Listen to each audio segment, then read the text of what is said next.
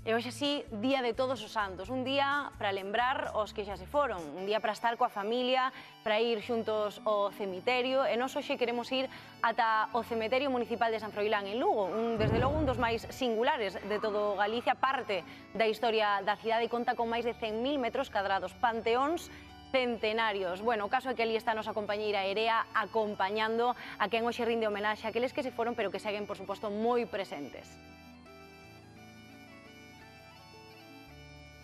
Pois ademais sabíades que este cemiterio no ano 2017 foi nomeado pola revista National Geographic como un dos máis bonitos do mundo. Hoxe ata aquí chegaron centos e centos de persoas para rendir homenaxe aos seus seres queridos, ás súas familias, a través de árbores que quedaron tan espectaculares como este decorado con lazos. Pero para falar de toda a arquitectura e os segredos que esconde este cemiterio, temos a noso guía Guido. Contame por que é tan especial, que se pode descubrir aquí?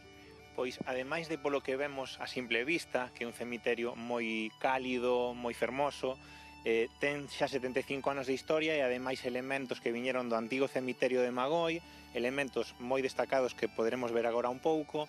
É un cemiterio ademais deseñado polo arquitecto racionalista Eloi Maquieira, que foi un dos arquitectos racionalistas máis importantes de Galicia.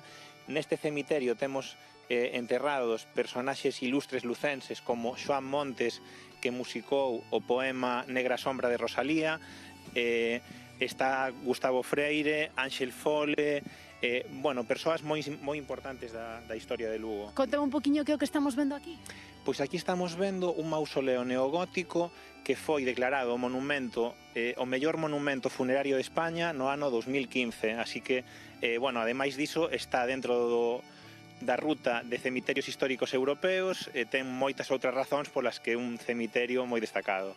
Pois moitísimas gracias, ademais temos aquí a Serafín, que nos vai contar que está a punto de abrir o cemiterio de mascotas de Lugo, non? Por que é tan importante para vos isto? Bueno, pois é importante porque era unha demanda xa que levaba tempo pedíndonos a cidadanía, non?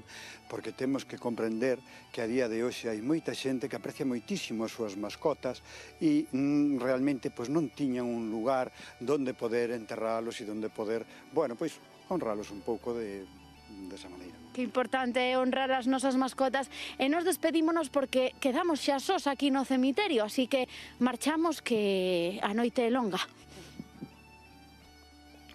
Grazas, Erea.